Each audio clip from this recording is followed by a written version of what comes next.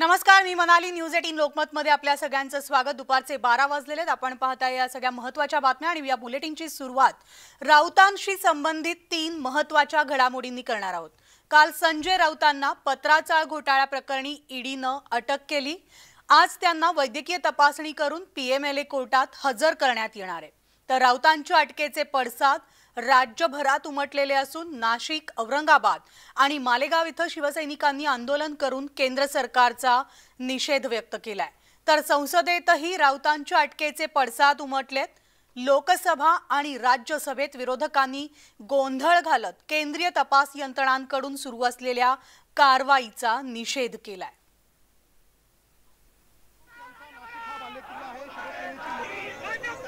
तर आपण दृश्य पाहतोय, शिवसैनिकांची दृश्य आहेत. निषेध दर्शवताना संजय राऊतांना ईडीकडून अटक झाल्यानंतर ईडी विरोधात या कारवाई विरोधात शिवसैनिकांचा निषेध व्यक्त होतोय.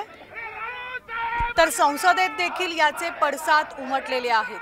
संसदेमध्ये सुद्धा विरोधकांनी गदारोळ केलेला आहे. केंद्रीय तपास यंत्रणांकडून सुरू असलेल्या कारवाईचा निषेध संसदेत सुद्धा व्यक्त करण्यात आलेला आहे. तर एकीकडे संजय राऊतांना आता कोणत्याही क्षणी वैद्यकीय चाचणीसाठी जे रुग्णालयात नेणार आहेत आणि त्यानंतर पीएमएलए कोर्टात हजर केलं जाणार आहे. संजय राऊत यांचा नाशिक हा बालेकिल्ला आहे. शिवसेनेची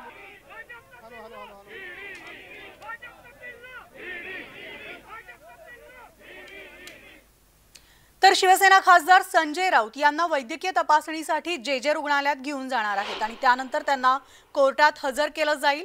काल मध्यरात्रीच्या सुमारास संजय राऊत यांना ईडीनं अटक केली आणि गोरेगावच्या पत्राचाळ गैरव्यवहार प्रकरणी ही कारवाई करण्यात आली आहे.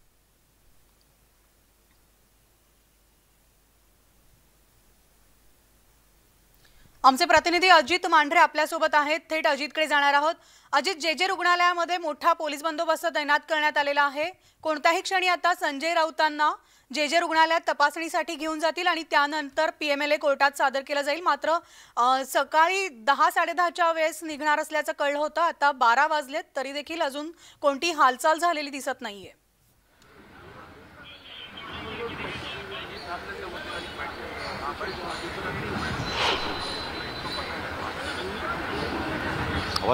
अजित, माझा आवाज पोहोचतोय तुमच्यापर्यंत? मनाली, आता तुझा आवाज आलेला आहे. मनाली, मी कोर्टा परिसरामध्ये आहे. कोर्ट परिसर तुम्ही जर पाहिला तर नेहमीपेक्षा प्रचंड प्रमाणामध्ये या ठिकाणी पोलीस बंदोबस्त लावलेला आहे. स्वतः जे अपर पोलीस आयुक्त जे आहेत दिलीप सावंत, पोलीस उपायुक्त डॉक्टर हरी बालाजी, कुलाबा पोलीस स्टेशनचे सिनियर पीआय विजय हातीसकर साहेब, त्यानंतर एसीपी मृत्युंजय हिरेमठ, हे सर्व जे आहेत वरिष्ठ अधिकारी इथं आलेले आहेत.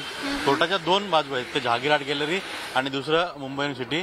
दोन्ही साईडला तुम्ही पाहिलं तर हळूहळू शिवसैनिक जे आहेत ते मोठ्या संख्येने या ठिकाणी जमायला सुरुवात झालेली आहे. म्हणून पोलिसांनी इथल्या गाड्या सगळ्या काढून फोर्स जी आहे ती आणखीन पुढे तिथे लावलेली आहे, जेणेकरून कोणतेही शिवसैनिक जे आहेत त्यांनी इथं येऊन हंगामा करू नये किंवा कायदा सुव्यवस्था प्रश्न निर्माण करू नये याकरता पोलीस बंदोबस्त जो आहे तो वाढवला गेलेला आहे. आणि अशा पद्धतीनं पोलीस जे आहेत ते वरिष्ठ अधिकारी या ठिकाणी उपस्थित राहून मोठ्या संख्येनं जो पोलीस बंदोबस्त लावलेला आहे त्याचा आढावा घेण्याकरता वरिष्ठ अधिकारी आलेले आहेत. शिवसैनिक इथे येतील, काही घोषणाबाजी करतील किंवा अनुचित प्रकार करतील, या सगळ्या गोष्टी होऊ नये याकरता पोलिसांनी हा बंदोबस्त लावलेला आहे. आणि स्वतः अपर पोलीस आयुक्त दिलीप सावंत या ठिकाणी आलेले आणि ते या सगळ्या सुरक्षेचा आढावा घेत आहेत. सर, थोडक्यात सर काय साधारणपणे भागामध्ये पोलीस फोर्स तैनात केला गेला? नंतर माहिती देतो तुम्हाला. नंतर माहिती देतो तुम्हाला. साधारण 200 पोलीस लावलेले आहेत. चेक करतो, नंतर देतो.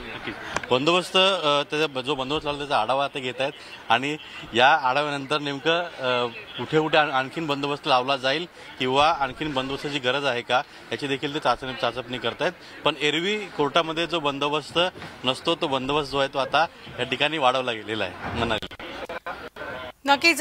पण मात्र अजित, या कोर्टात त्यांना हजर करण्यापूर्वी जे रुग्णालयात वैद्यकीय चाचणीसाठी घेऊन जाणार असल्याचं सुद्धा कळतंय. मात्र या सुद्धा प्रक्रियेला उशीर झालेला आहे. काही याविषयीची सविस्तर माहिती मिळतेय का? खरं तर याचं कारण जे कळालेलं आहे ते अधिकृत नाहीये, पण यावेळी न्यायालयामध्ये या ठिकाणी विचारलं असता इथं आधीच काही महत्त्वाच्या केसेस आहेत. त्या महत्त्वाच्या केसेस ज्या आहेत त्यांची सुनावणी झाल्यानंतर संजय राऊत यांना जे आहे ते या ठिकाणी कोर्टामध्ये हजर केलं जाईल। यामुळेच ईडीचे अधिकारी जे आहेत ते संजय राऊत यांना अजून जे हॉस्पिटल आहे तिथे वैद्यकीय चाचणी करता नेत नाहीयेत, कारण का वैद्यकीय चाचणी करता नेल्यानंतर थेट त्यांना कोर्टात आणावं लागेल आणि जर लंच टाईम नंतर कोर्टामध्ये संजय राऊत यांना प्रोड्यूस करणार असतील तर साधारणपणे 2 किंवा 2.5 किंवा 3 देखील त्या ठिकाणी वाजू शकतात। त्यामुळे ती वेळ पूर्णपणे सांभाळून इथल्या ज्या सुरुवातीच्या महत्त्वाच्या केसेस आहेत त्या सगळ्या निपटल्या त्यानंतर कोर्ट जे आहे ते कोर्टामार्फत ईडीच्या जे अधिकारी आहेत त्यांना कळवलं जाईल आणि मग संजय राऊत यांना ईडीचे अधिकारी जे आहेत ते वैद्यकीय चाचणी करता काढतील आणि नंतर या न्यायालयामध्ये घेऊन येतील। त्यामुळे हा सर्व प्रवास जो आहे साधारणपणे या सगळ्या गोष्टीला आणि संजय राऊत यांना न्यायालयामध्ये हजर करण्यास जवळपास 2.5 ते 3 वाजेल असं देखील म्हटलं जातं। निश्चितच धन्यवाद अजित, या सविस्तर माहितीसाठी। तिथल्या सगळ्या घडामोडी, सगळ्या अपडेट्स तुमच्याकडनं जाणून घेत राहणार आहोत।